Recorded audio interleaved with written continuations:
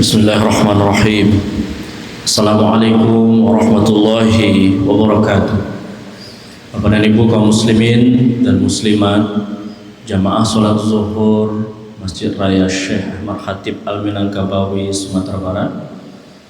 Seperti mana biasa, sebelum kita salat zuhur berjamaah, lebih kurang 15 menit ke depan, mari sama-sama kita dengarkan kuliah zuhur atau kajian zuhur lebih kurang 15 menit ke depan, sembari menunggu saudara dan saudari kita yang sedang berwudu. Alhamdulillah telah hadir bersama kita saat ini Buya Haji Siril Firdaus MAG. Maka dari itu kami sampaikan kepada Bapak dan Ibu jamaah yang masih berada di luar masjid, mari sejenak kita hentikan aktivitas yang ada di luar untuk ibadah zuhur berjamaah. Sekian dari kami, banyak maaf. Assalamualaikum warahmatullahi wabarakatuh. Pada Buya kami persilakan.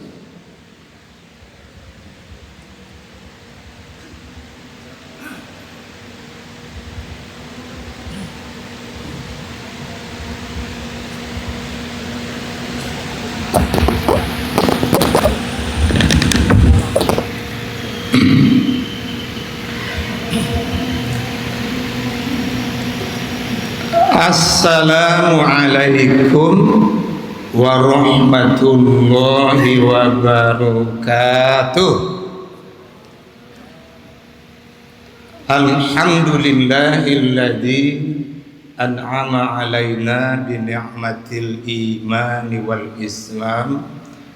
Asyhadu an la ilaha illallah wa asyhadu anna Muhammadan abduhu wa rasuluh la nabiyya ba'dah.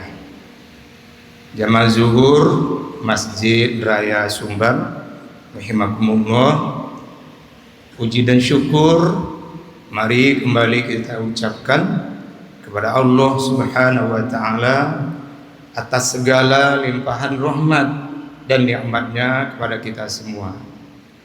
Salawat dan salam kita doakan pula semoga senantiasa tercurah buat Nabi junjungan kita, yakninya Nabi besar Muhammad sallallahu alaihi wasallam. Allahumma sholli ala Muhammad wa ala ali Muhammad. Kajian zuhur kita kali ini bersama saya Ustaz Siril Firdaus MAG. Saya sampaikan dengan judul mensyukuri nikmat kemerdekaan. Insya Allah 3 hari lagi bangsa kita akan kembali memperingati hari ulang tahun kemerdekaannya.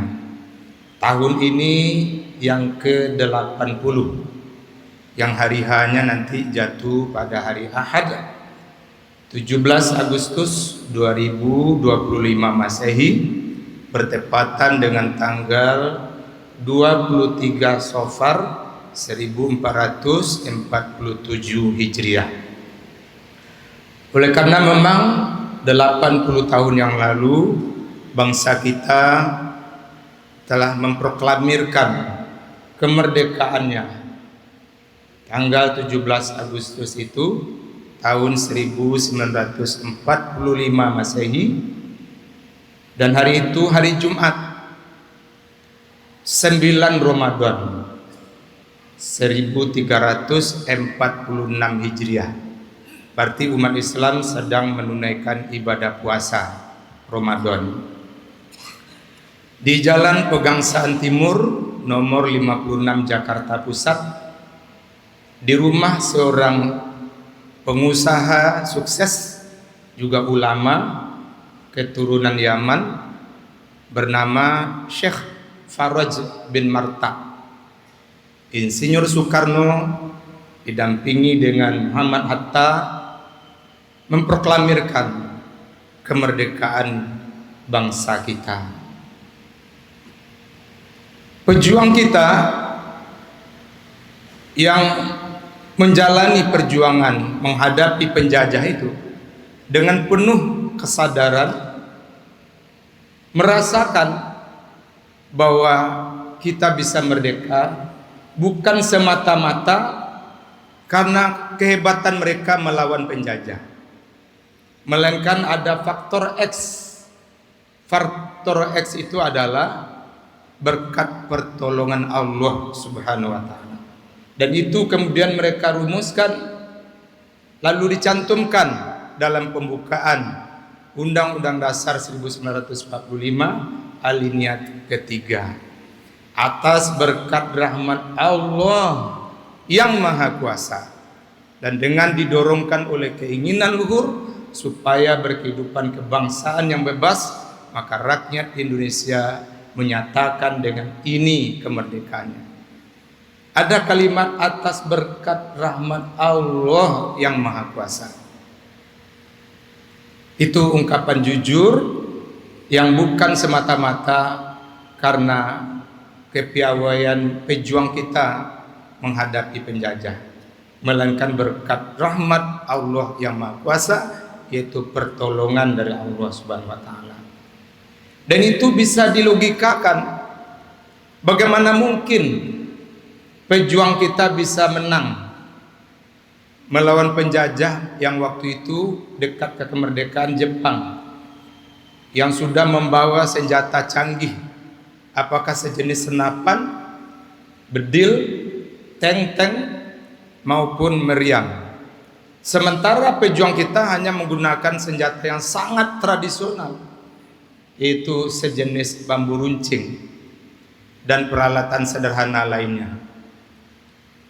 Rasanya sulit bahkan mustahil bisa menang bambu runcing melawan senjata canggih itu. Tapi nyatanya menang. Berarti ada faktor di luar pejuang itu. Itulah pertolongan Allah Subhanahu wa taala. Dan memang dalam surah Al-Fath surat ke-110 ayat pertama secara umum Allah memang memberitahu begitu. A'udzu billahi minasyaitonir rajim. Bismillahirrahmanirrahim. Idza jaa nasrullahi wal fath. Apabila telah datang pertolongan Allah dan akan datang pula lah kemenangan itu. Jadi oleh karena pejuang kita dapat pertolongan Allah lah, kemudian mereka berhasil membuat penjajah angkat kaki dari tanah air kita, sehingga jadilah kita merdeka. Nah, tentunya menyadari ini sebagai penerima warisan kemerdekaan ini, sampai kapanpun sebagai rakyat Indonesia hendaklah kita syukuri nikmat kemerdekaan ini. Bahwa kemerdekaan itu adalah nikmat terbesar juga dari Allah Subhanahu wa taala kepada bangsa kita, bukan hadiah dari penjajah. Dalam surat Al-Baqarah surat kedua ayat 152, Allah Subhanahu wa taala juga berfirman, "Fadhkuruni adzkurkum." Maka ingatlah kamu kepadaku, niscaya juga aku akan terus ingat kepadamu. Washkuruli wala takfurun, dan bersyukurlah kepadaku dan jangan kufur kepadaku. Ini luar biasa.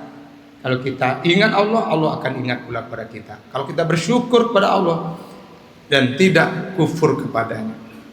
Dan dalam surah Ibrahim surat ke-14 ayat 7, Allah juga memberitahu kepada kita, la in syakartum la azidannakum.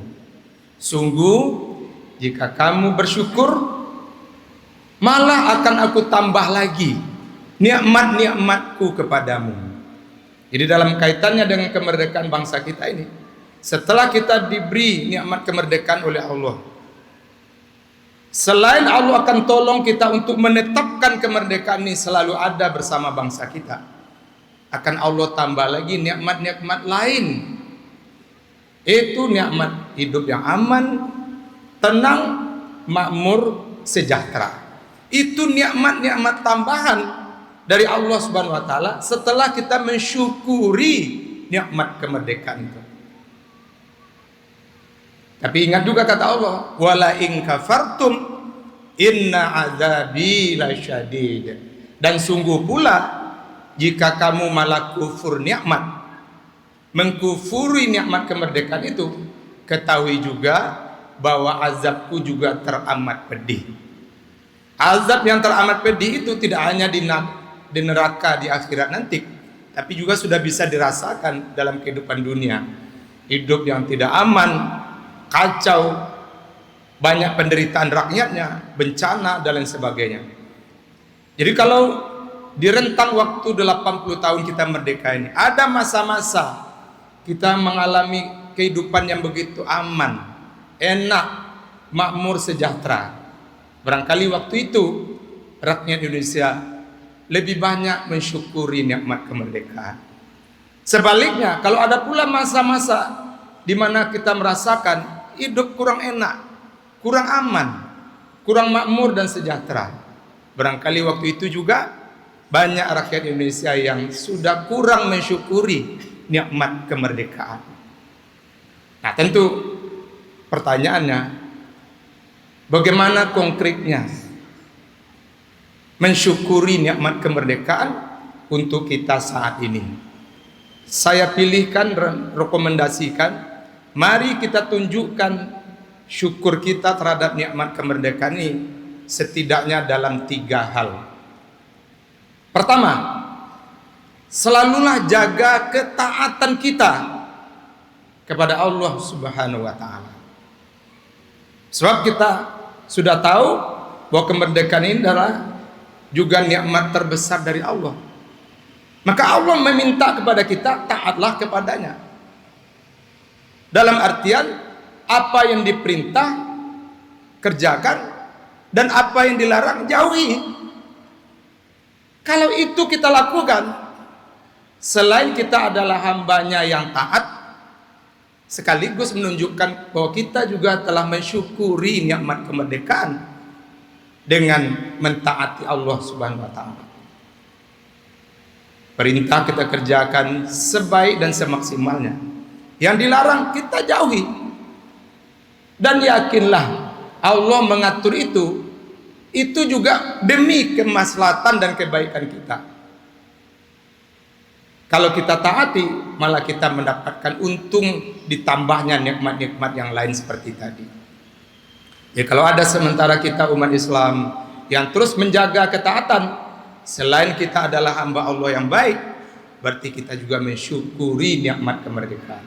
Sebaliknya, kalau ada sementara umat kita yang abai dengan perintah Allah, yang wajib saja malah ditinggalkan, sholat 5 waktu bolong-bolong, Ramadan tidak puasa, apalagi berzakat dan lainnya.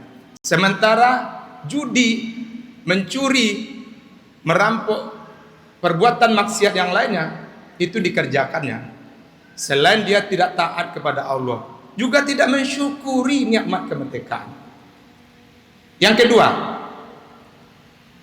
mensyukuri nikmat kemerdekaan dengan silakan adakan upacara HUT RI dan acara-acara yang mengiringinya, tapi tetap yang mubah dan tidak melanggar syariat. Dan itu juga diakui dalam Islam sebagai adat, al-adah muhakkamah.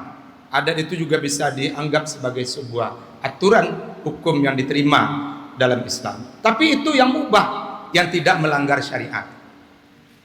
Silakan upacara, ada pawai, ada karnaval, ada lomba ini dan itu, sampai nanti ada upacara acara puncak peringatan HUT RI itu.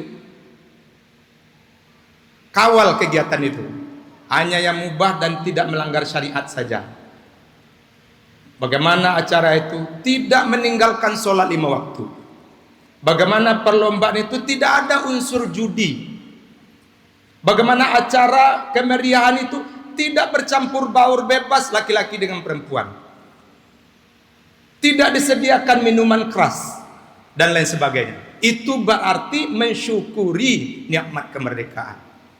Tapi kalau acara-acara itu tadi, lalu tinggal kewajiban kita kepada Allah. kita lakukan kegiatan yang ada unsur judi, disediakan minuman keras, berarti kita tidak mensyukuri juga nikmat kemerdekaan. Yang ketiga, yang terakhir, mensyukuri nikmat kemerdekaan dengan jadilah yang terbaik. Terbaiknya kita tidak mesti membandingkan dengan orang lain. Minimal kita membandingkan terbaik diri kita dengan diri kita selama ini. Teruslah mana yang sudah baik kita pertahankan. Kalau masih bisa ditingkatkan, kita tingkatkan lagi. Mana yang kurang baik selama ini, perbaiki. Dan begitu terus. Maka sebenarnya kita juga mensyukuri nikmat kemerdekaan. Dan jadikan diri kita menjadi orang yang juga bermanfaat untuk orang lain. Tidak hanya untuk diri dan keluarga kita. Tebarkan hidup yang rahmatan lil alamin, penuh dengan kasih sayang. Insya Allah, kalau begini cara-cara kita mensyukuri nikmat kemerdekaan, maka kehidupan berbangsa, bernegara, dan berdaerah, bernagari akan kita nikmati yang baldatun thayyibatun wa rabbun ghafur. Seperti yang dinikmati oleh saudara tetangga kita, Brunei Darussalam. Negara kecil tapi luar biasa aman, makmur, sejahtera. Apalagi Qatar, negara Islam terkaya di dunia, yang income per kapita rakyatnya setahun rata-rata 1 miliar. Negara yang luar biasa aman, makmur, dan sejahtera. Jamaah zuhur rahimakumullah, marilah terus kita berupaya untuk mensyukuri segala nikmat Allah, termasuk nikmat kemerdekaan ini. Demikian, semoga bermanfaat. Terima kasih dan mohon maaf. Billahi taufiq wal hidayah. Wassalamualaikum warahmatullahi wabarakatuh.